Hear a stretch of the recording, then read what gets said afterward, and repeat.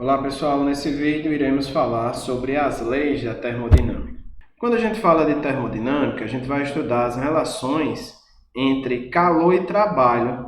E essas relações elas começaram a ser investigadas a partir das primeiras máquinas térmicas.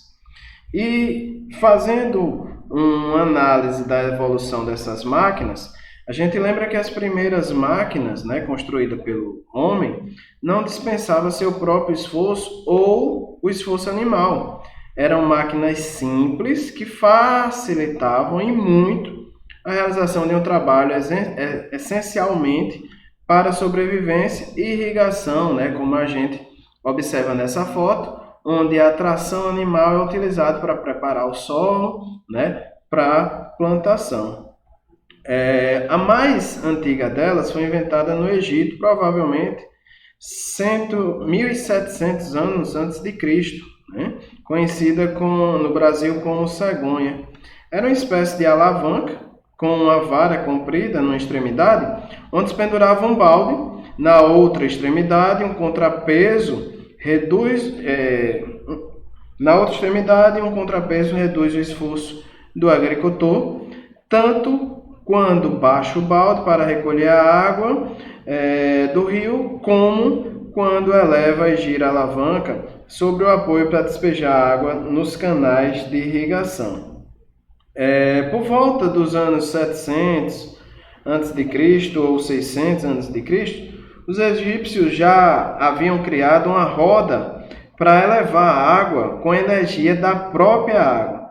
Desde então, a água passou a ser a força motora, E aqui a gente tem um exemplo dessas rodas d'água, de uma dessas rodas d'água, onde as máquinas, essa conquista das máquinas logo chegou a outros povos, como os persas, chineses, romanos e árabes, que criaram as mais variadas formas dessas rodas d'água, algumas com grandes dimensões, como dessa figura aqui.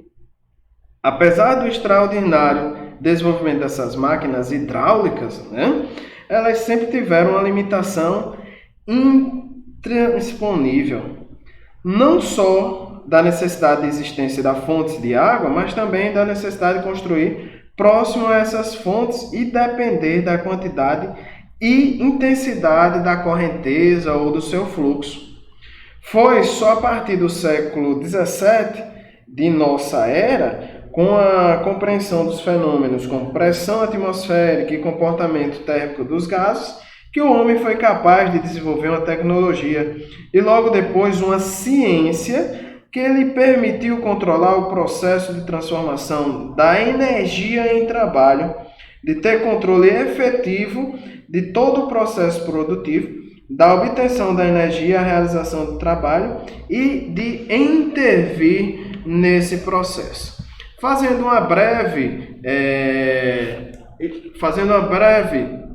relato da história, das máquinas térmicas, nesse primeiro slide, você tem a conhecida Elipília de Herón de Alexandria, ou seja, era a partir dela que o calor poderia produzir vapor e que o vapor poderia produzir trabalho. A Elipília, inventada por Herón de Alexandria, trabalhava segundo a terceira lei de Newton, ação e reação. Você tinha um recipiente com água que era aquecido até formar vapor. Esse vapor era conduzido por esses tubos, e ao ser expulso fazia com que ela girasse da mesma forma como muitos irrigadores de jardim.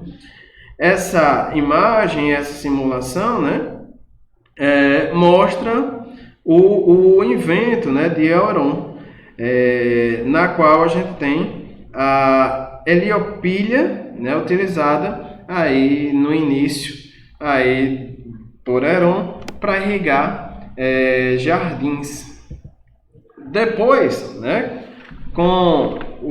só no final do século XVIII, no entanto, foram construídas, inventadas as primeiras máquinas a vapor, com interesse comercial e industrial.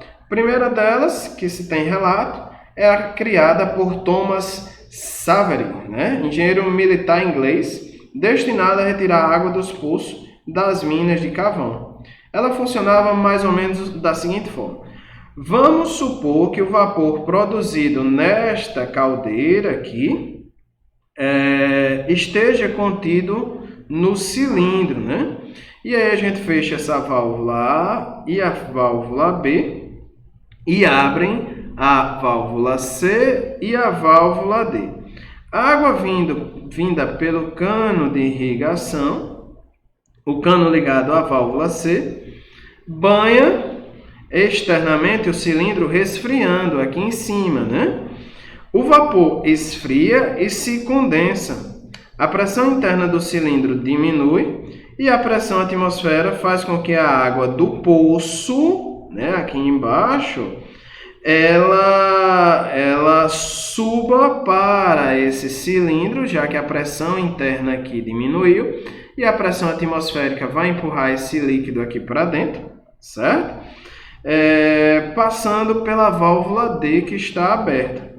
Fechando-se em seguida as válvulas D e a válvula C, abre-se A e B. O que é que acontece agora? O vapor produzido nessa caldeira, ele está a uma pressão elevadíssima, né? Empurra aqui, ó, pressiona a água desse cilindro A, como aqui está fechado, na D, a subir aqui, né, até o nível do solo. E aí, com isso você consegue, né, impulsionar a água aqui de um poço, né, da água do poço na mina até a parte de cima aqui, tá certo? O vapor produzido na caldeira continua sendo utilizado, né, para bombear essa água para subir aqui até aqui. Depois, né, com o ciclo terminado, a água lá em cima, né, o cilindro vai ficar aqui sem água, já que aqui está fechado, não tem como subir. Quando esse cilindro ficar sem água, aí o processo recomeça. Fecha-se A e B, abre-se D e C. A água, então, né, que ficou aqui nessa tubulação, desce, né, esfria esse recipiente, diminui aqui a pressão aqui, sobe a água. Quando subir a água, fecha-se a válvula D e C, abre A e B, e aí o vapor impulsiona ela de novo aqui para cima. Então, esse ciclo, né, fazia com que a água se movimentasse contra a aceleração da gravidade. Levando em conta, né, os perigos que poderiam ser causados com a explosão de uma caldeira ou do cilindro causado pela utilização de vapor em alta pressão, o Thomas Newcomen aperfeiçoou essa máquina, né, que a gente relatou aqui, do Thomas Savery, e reduziu, né,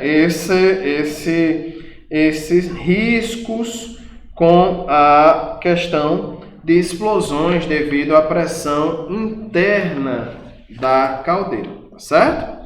Mas as contribuições mais relevantes para o desenvolvimento da máquina térmica surgiram com os trabalhos do físico escocês, do engenheiro escocês, né, o James Watt, né? A mais importante delas foi apresentada por volta de 1764, onde Joule percebeu a necessidade de reaquecer um cilindro que a cada ciclo era resfriado diretamente pela água, reduzia muito o rendimento da máquina, o que ele corrigiu com uma ideia simples, criou um condensador, que é um compartimento especial para o resfriamento do vapor, tá certo?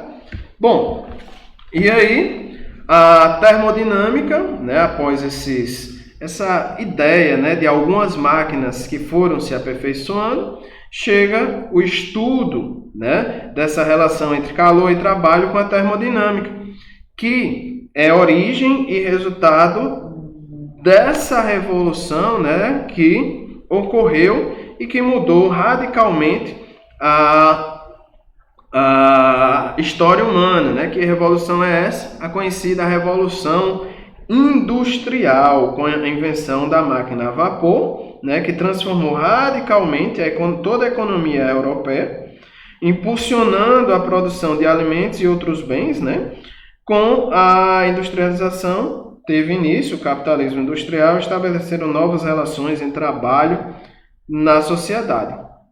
Desta forma, né, a tecnologia antecipou a ciência. Não havia base teórica nenhuma para a compreensão e aprimoramento dessas técnicas, mas a ciência viria ao encontro para consolidar e aumentar a eficiência dessa tecnologia e ampliar os horizontes da própria ciência, que deram origem à termodinâmica atual e às suas intrigantes conclusões.